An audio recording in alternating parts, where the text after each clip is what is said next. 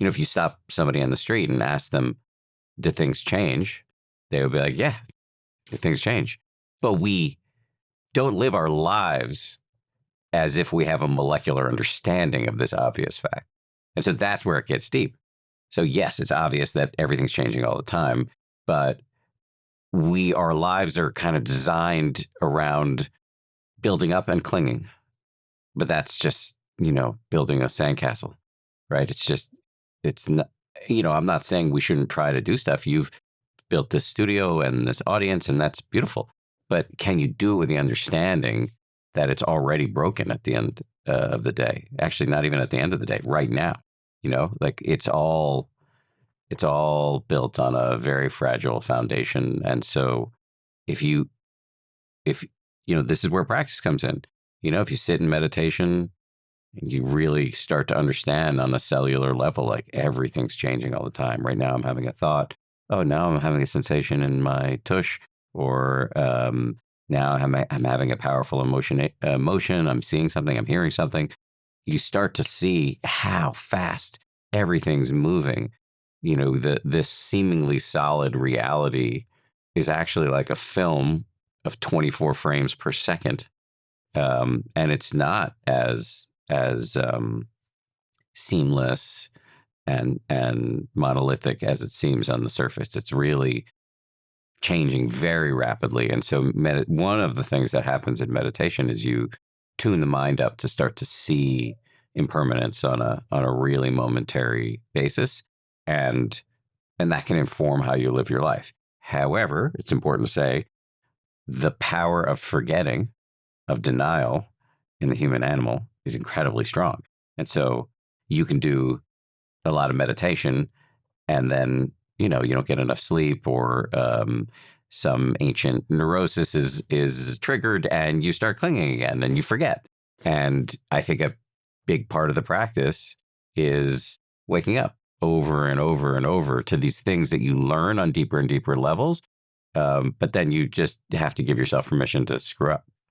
I think it's a really important insight to like the analogy you gave of a roll of film, Yeah. and there is this illusion of continuity in our experience of life, just much like a film where it's actually a series of 24 images within a second that looks like a continuous video. And much like our sensory experience of life gives us this perception of continuity between separation and solidity outside of us. And I think the more that you have the experience of breaking that illusion, and you can see the ever changing, like, of course, everyone thinks, yeah, things are always changing, but to like get it down to your bones and to like really experience that, I'm curious how it's oriented your own clinging and attachment to control and throughout your life. It's reduced it, but not erased it. Like our conditioning is deep. My late stage capitalistic upbringing is, has a lot of habit momentum in my nervous system and in my mind.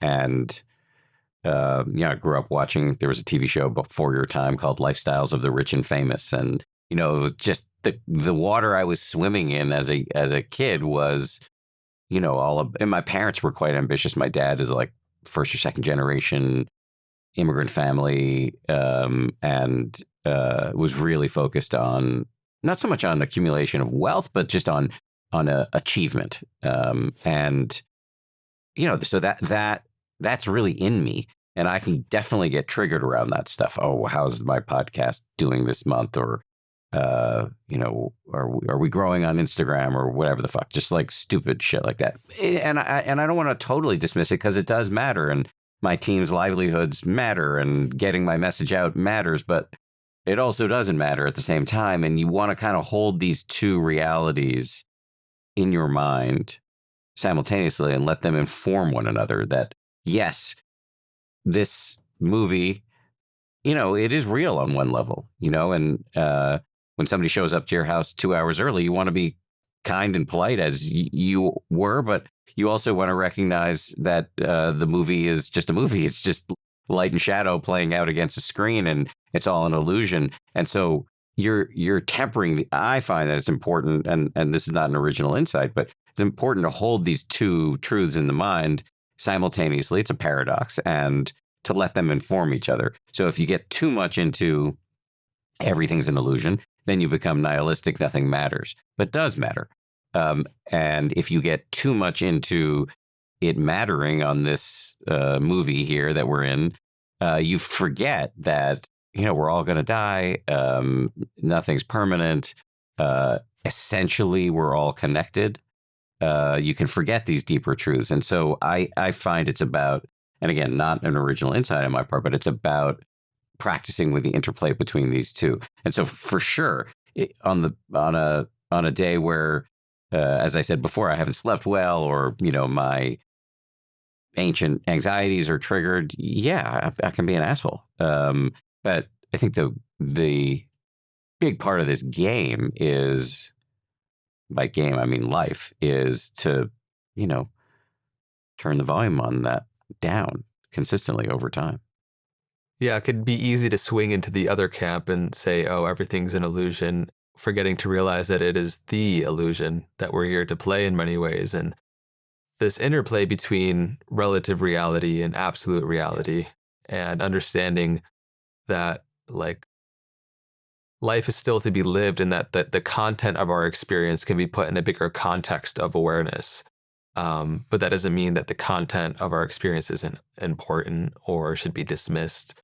But it's getting to create some spaciousness between us and what we perceive. Exactly. I think is powerful. Exactly. So your audience will understand the difference between relative truth and absolute truth. I think vast majority of them would, but maybe if you'd like to elaborate your perspective on it, I would love to hear. Yeah, with the caveat that I'm not a Buddhist scholar, so this is just one dude's understanding.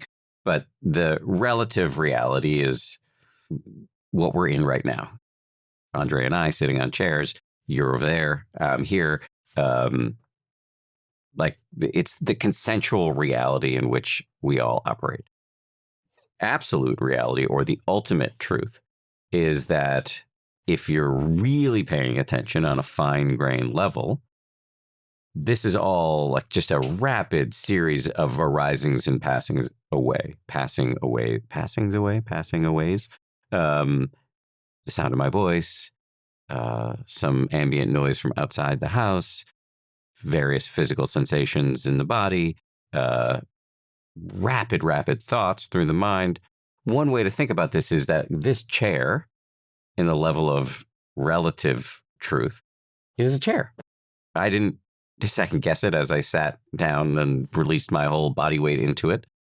But if you took a high-powered microscope, it's mostly spinning subatomic particles. So there is no essence of chair here. And both of these things are true at the same time.